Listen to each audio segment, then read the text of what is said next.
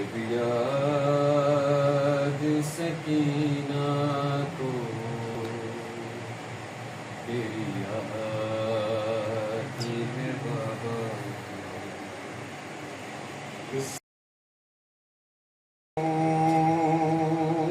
शानों पे मेरे कानों से टपकता है लहू, शानों पे मेरे जालिम की अज़ियत मुझे, जालिम की अज़ियत मुझे तड़पाती है बाबा। जब याद सकीना को तेरी याद है बाबा। सरज़िंदा की दीवारों से टकराती है बाबा। जब याद सकीना को तेरी याद है बाबा। नजर पड़ी અને જ્યારે પણ આપણે દુનિયાના આ હાલાત તરફ નજર કરીએ છીએ તો on réalisera une chose, on constatera une chose. એક એવી વસ્તુ કે જે આપણને વારંવાર આવે છે તે એ છે, દુનિયાના કોઈ પણ ખૂણો તમને નહીં દેખાય, દુનિયાની એક જગ્યા તમને નહીં દેખાય કે જ્યાં જુલ્મ ન થતો હોય. આ એવી દુનિયા છે કે જેના અંદરમાં જે દેશમાં આપણે જિંદગી બસર કરી રહ્યા છે, કે જે દેશમાંથી આપણે ઓરિજિન રાખીએ છીએ, કે જે દેશ તરફ આપણે જે પણ મુલ્ક તરફ આપણે જઈએ છીએ, કોઈ પણ દુનિયાના કોઈ પણ અખબાર, કોઈ પણ જોર્નો અને કોઈ પણ સમાચાર અને એક્ચ્યુઅલિટી તરફ તમે નજર કરો, દુનિયાની કોઈ જગ્યા તમને નહીં દેખાય જેટલી પણ મુકદ્દસ કેમ ન હોય, ચાહે લ્યોસાં કેમ ન હોય, એ તમામ જગ્યા તરફ તમે નજર કરશો તમને દેખાશે કે ત્યાં જુલ્મ ભરેલું છે. જ્યારે આ પૂરી દુનિયાના હાલાત તરફ આપણે નજર કરીએ અને જ્યારે આ ઊંચતાને આપણે કરીએ છીએ તો એક સવાલ આપણા ઝહેનોના અંદરમાં આવે છે અને ખાસ કરીને જેટલા પણ જવાનો, ઘણા ખરા એવા જવાનો છે કે જે લોકો આ સવાલ કરે છે. કયો સવાલ? સવાલ આ મુજબ છે, pourquoi tant de malheur dans ce monde? આયા ખુદાવંદ કરીમ આ તમામ malheuરના અંદરમાં એક્ઝિસ્ટ થાય છે કે નથી થતો? ભાઈ અગર ખુદા એક્ઝિસ્ટ થાય છે તો પછી pourquoi autant de malheur? અગર ખુદાનો વજૂદ ખરેખર છે તો પોતે શા માટે આ જુલ્મનો ખાતમો નથી કરતો? શા માટે આ જુલ્મ ઉપર પોતે તમામ નથી કરતો? શા માટે આ જુલ્મનો પોતે એમના અંદરમાં પોતે મદદ નથી કરતો? એટલા માટે આજની આ ટૂંક બેઠક અને ટૂંક મુખ્તસર મજલિસના અંદરમાં આપણને સાથમાં મળીને આ સુજેને એનાલિઝ કરવું છે અને આ સવાલનો જવાબ આપવો છે કે આખિરકાર si Dieu existe vraiment, si un tout puissant existe vraiment, તો પછી શા માટે આ દુનિયાના અંદરમાં આપણને આટલા malheur અને આટલા જુલ્મ, સિતમ અને ઓપ્રેશન મુશાહિદો આપણે તમામ લોકો કરી રહ્યા છે? અને આ તમામ સવાલોનો જવાબ આપવા માટે આપણે અમુક પ્લાન અને એક સિલસિલાને સવાલ જે છે એમને જવાબ આપીને આપણે આ વાતને આપણે તમામ કરશું. પહેલો સવાલ એ, ઉલમા આપણને આ સવાલનો જવાબ કેવી રીતે આપે છે કે શા માટે ખુદાવંદ કરીમ આટલા malheur આ દુનિયાના અંદરમાં રાખે છે અને તેમની ફિલોસોફી અને તેમનું કારણ અને તેમનું એમના પછવાડે કઈ ફિલોસોફી છુપાયેલી છે.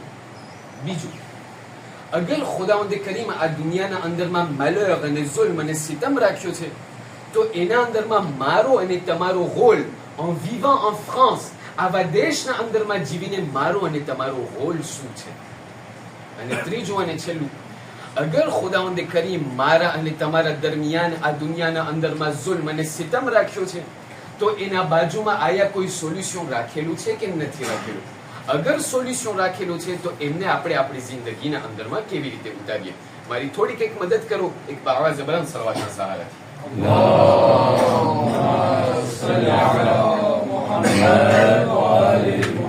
સૌથી પહેલો સવાલ જે આપણને કરવામાં આવે છે ઉલમાથી તે એ છે કે આખિરકાર ખુદાવંદ કરીમ, મારા ખ્યાલથી કહેવામાં આવે છે કે આ સ્પેસને થોડુંક લિબેરી કરવામાં આવે જેથી કરીને આવનારા લોકોને તકલીફ ન પડે. બાવા જબરાન સલાવત.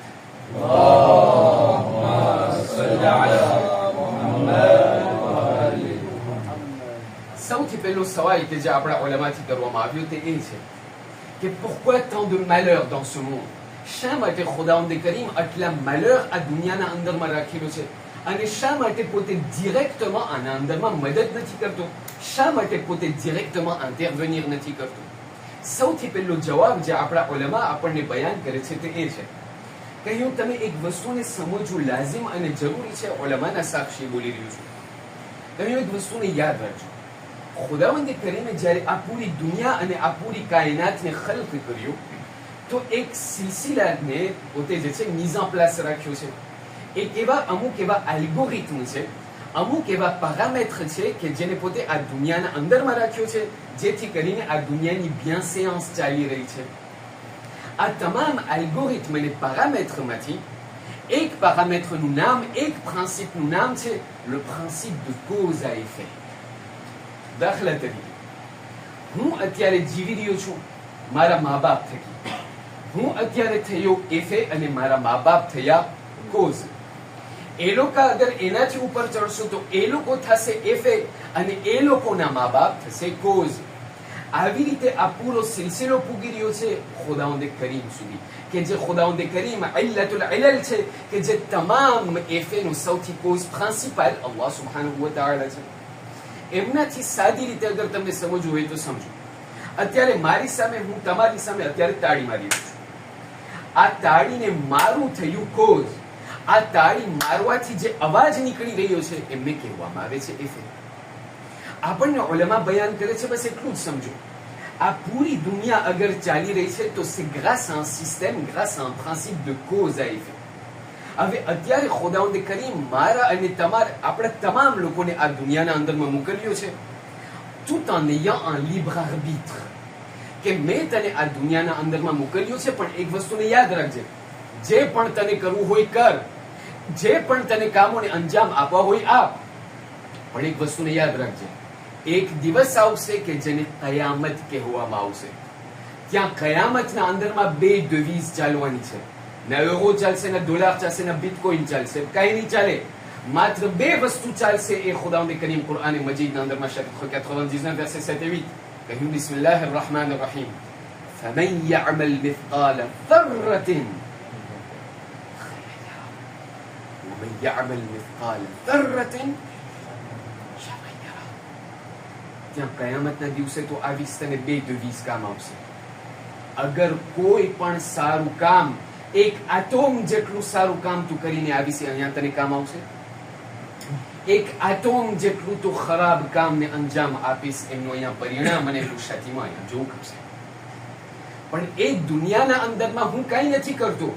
અગર ખુદાવંદ કરીમ ડિરેક્ટમાં ઇન્ટરવેનિર થાય, જ્યાં પણ ઝુલ્મ અને સિતમ થાય, અગર ખુદાવંદ કરીમ ડિરેક્ટમાં ઇન્ટરવેનિર થાય, અહીંયા ઉલમા બયાન કરે છે કે આ પ્રિન્સિપ de cause à effet ના અંદરમાં ખલલ પેદા થાય. આના અંદરમાં જેને આપણે કહીએ ઇન્ટરફેરન્સ પેદા થાય. એટલા માટે ખુદા કહે છે કે હું દુનિયાના અંદરમાં તને બધું કરવા દઉં છું, જે પણ તને કરવું હોય કરવા દઉં છું, પણ એક વસ્તુને યાદ રાખજે, કયામતના દિવસે tu devras répondre de chacune de tes actions. આ થયો એક જવાબ. બીજો જવાબ જે આપણને ઉલમા બયાન કરે છે તે એ છે શા માટે autant de dulm, શા માટે autant d'oppression dans ce monde, શા માટે autant, pourquoi autant de déséquilibre dans ce monde. એમનો જવાબ આપણને ઉલમા આપે છે એક દાસ્તાન નઝરિયાથી. ઓરફાઓ લોકો, les gnostiques જેને આપણે કહીએ, જે લોકો મિસ્ટિસિઝમના અંદરમાં, જે લોકો એકદમ ઊંડાણના અંદરમાં છે, એ લોકો જે છે ઘણા આપણને મેસેજ પસાર કરે છે, mais pas directement, pas comme moi je le fais actuellement, mais એ લોકો જે છે અમુક કોન્ટ અને અમુક દાસ્તાન નઝરિયાથી આપણા સુધી મેસેજ પહોંચાડે છે. જેવી રીતે કોન્ટ des mille et une nuits છે કે નહીં, à la fin de l'histoire vous aurez un moral. ત્યાંથી જે છે આપણને કહેવામાં આવે છે, કહે છે કે એક, અને આ દાસ્તાન છે કે pourquoi tant d'oppression dans ce monde. કહ્યું કે એક દિવસ એક ઝાહિદ, એક આબિદ, આબિદ એટલે શું? આબિદ એટલે પૂરી જિંદગી સવારથી સાંજ જે છે પોતે ઇબાદતના અંદરમાં ગુજારે. એમના બાજુમાં જે છે એક ભડ હોય ત્યાં જે છે પોતે વાટ જોઈ કે કોઈ પણ આવીને એમને ખાવાનું દઈ જાય, એનાથી પોતે જિંદગી ગુજારે. અગર ખાવાનું ના આવ્યું તો ના આવ્યું, આવ્યું તો એ જ ખાવાથી પોતે પેટ ભરી લે, પણ આખી જિંદગી સવારથી સાંજ પોતે ઇબાદતના અંદરમાં પડેલો હોય. એ આબિદ જે છે ત્યાં મસ્જિદના અંદરમાં એક દિવસ ઇબાદત કરતો હતો. ઇબાદત કરતા કરતા થયું એમ કે મસ્જિદના અંદરમાં ધોરા દિવસે એક ગરીબ અને એક ફકીર દાખલ થયું. ધ્યાન દઈને સમજો. ફકીર જ્યારે દાખલ થયું, હાથ લાંબુ કરી આબિદની સામે કહેવા લાગ્યો, અલે મારી મદદ કર, કંઈ પણ તમારી પાસે હોય ખુદાની રાહમાં મને કંઈ આપો. આ આબિદ જે છે સાંકું હતા, મને કોઈ આવીને કહે ને કે આની રેફરન્સ આપ, સાંકું આબિદ જે છે એક મરતબા આ ફકીરની સામે જોઈ છે, પછી ખુદાની સામે ત્યાં આસમાન તરફ જોઈ છે, ફરીથી એ ફકીર સામે જોઈ છે, ફરીથી આસમાન તરફ જોઈ છે અને હાથ બલંદ કરીને કહેવા લાગ્યો, એ ખુદા, si tu existais vraiment, alors pourquoi est-ce que des faqirs et des pauvres existent-ils dans ce monde? અગર તું ખરેખર એક્ઝિસ્ટ થતો હોત તો ફકીર હોત જ નહીં, બધા પોતપોતાના રીતે જિંદગી બસર કરતા હોત, તું પોતે એમની મદદ કરી નાખ્યો હોત. શા માટે? si tu existais vraiment, pourquoi est-ce que des pauvres existent encore dans ce monde? Pourquoi tu ne les aides pas directement? શા માટે તું એ લોકોની મદદ નથી કરતો? ત્યાં કુદરતની આવાજ આવી. ખુદાવંદ કરીમ એમને જવાબ આપ્યો કે હું, ô mon serviteur, je l'ai déjà aidé depuis très longtemps. હું એમની મદદ ક્યારતોનું કરી નાખ્યો છું. હે ખુદા, અગર તે એમની મદદ કરી નાખી છે તો હજી શા માટે હાથ લાંબો કરે છે? comment est-ce que tu l'as aidé? ખુદાવંદ કરીમે કહ્યું, ભાઈ, je l'ai déjà aidé depuis très longtemps. કહ્યું કેવી રીતે? je t'ai créé toi.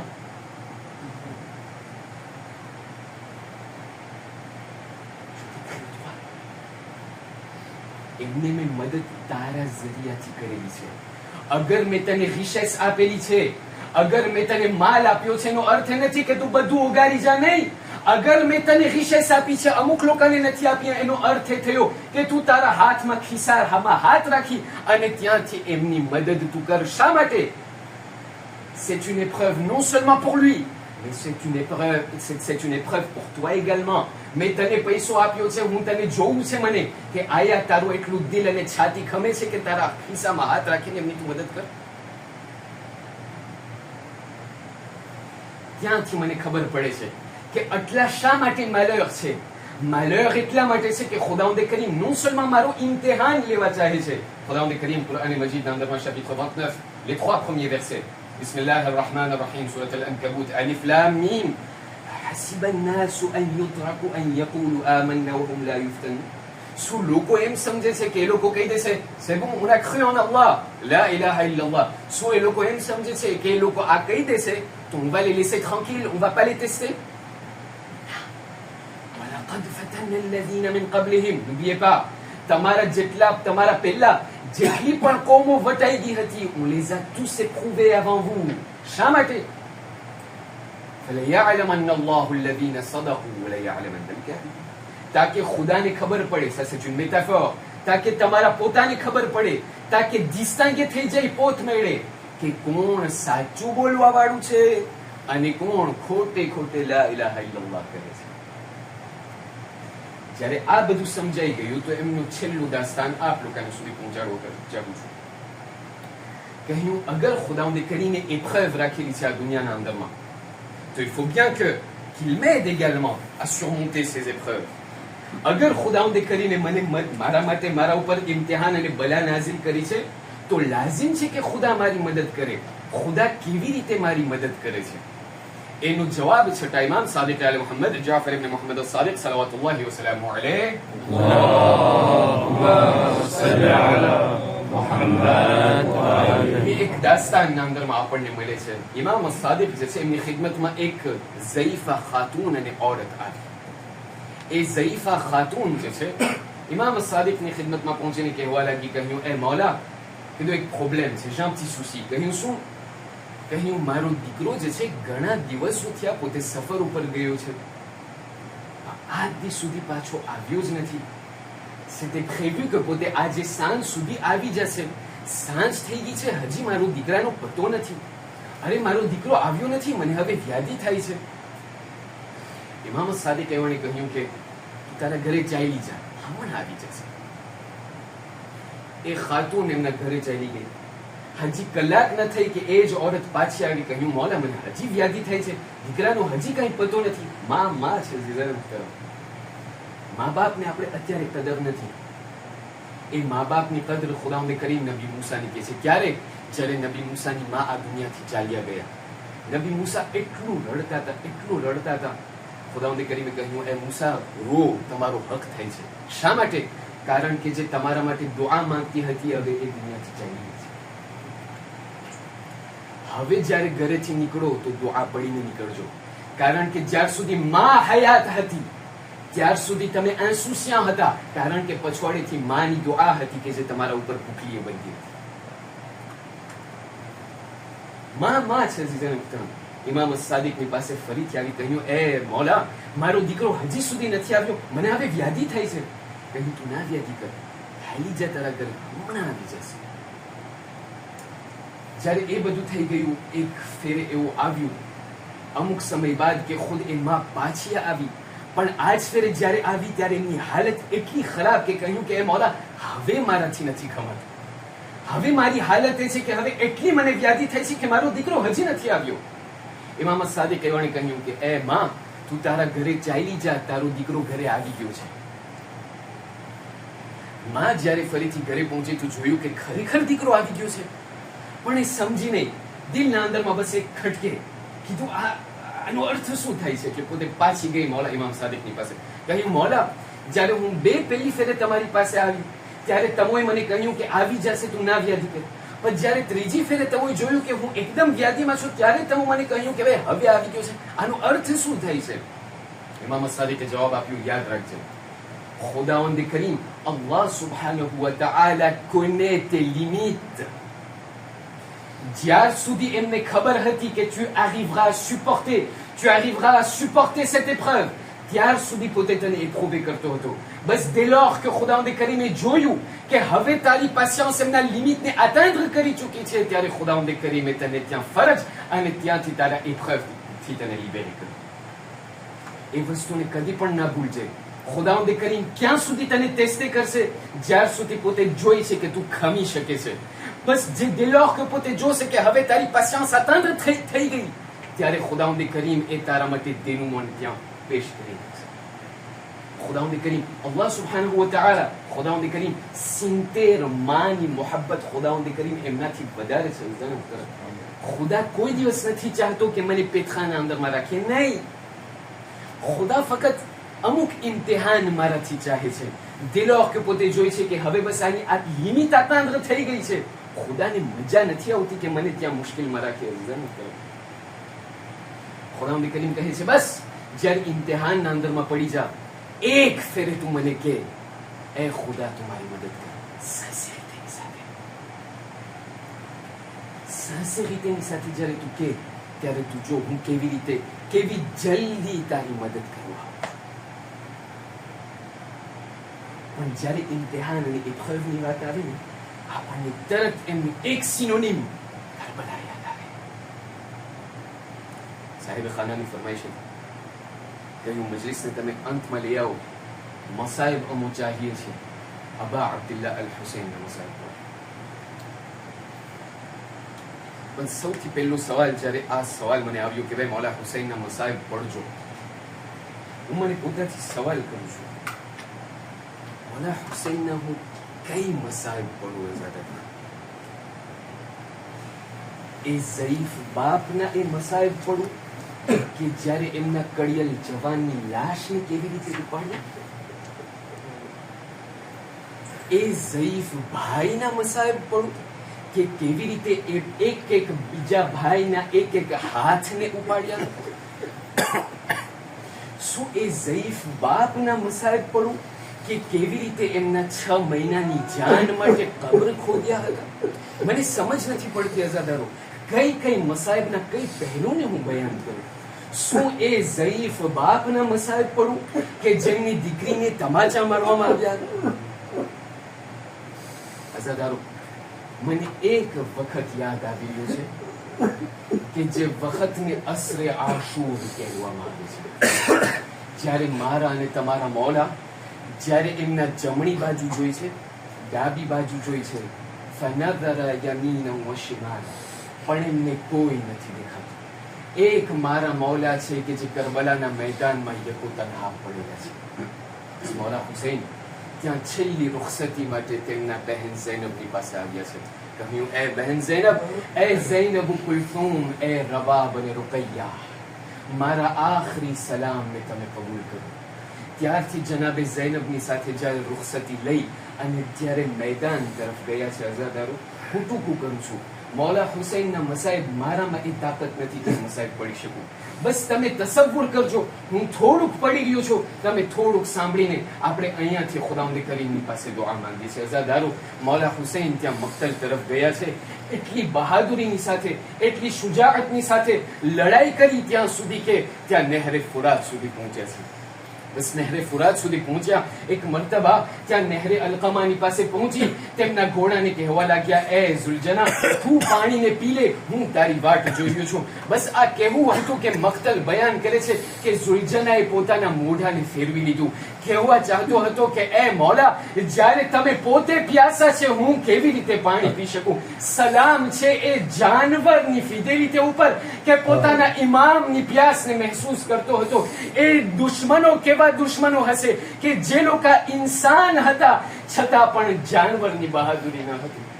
અઝાદારો, ત્યાંથી મૌલા હુસૈન એટલી લડાઈ કરી કે ત્યાં સુધી ત્યાં કહેવા લાગ્યા કે આસમાન તરફથી નિદા આવી, યા અય્યતુહન નફ્સુલ મુતમઇન્ના, એ હુસૈન, હવે બસ બહુ થઈ ગયું, હવે અમારી પાસે તમે આવી જાઓ. અઝાદારો, બસ હુસૈન એક મર્તબા મક્તલ બયાન કરે છે કે હુસૈન એક મર્તબા ત્યાંથી ઊભા રહી ગયા. બસ ઊભા રહી જવું હતું કે ત્યાં દુશ્મનો કહેવા લાગ્યા કે એ દુશ્મનો, એ સિપાહીઓ, તમે હમલો શરૂ કરો.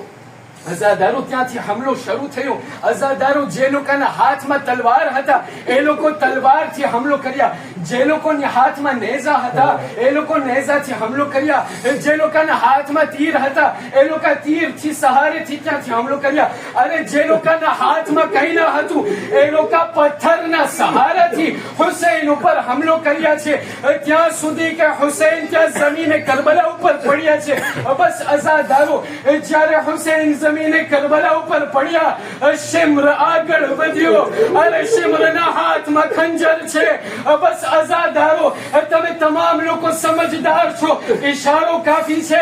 બસ અઝાદારો, થોડોક સમય ન થયો કે ત્યાં જમીને કરબલા ઉપર ઝલઝલો શરૂ થયો અને ત્યાંથી આસમાનો આંધીઓ ચાલુ થઈ.